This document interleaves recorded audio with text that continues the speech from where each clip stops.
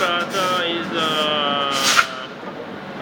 machining the micro C piston on his machine.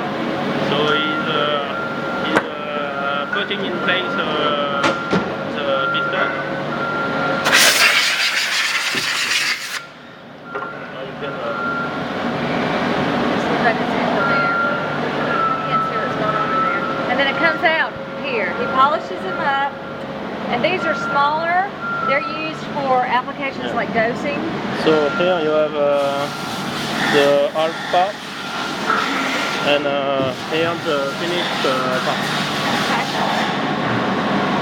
So with a hole, and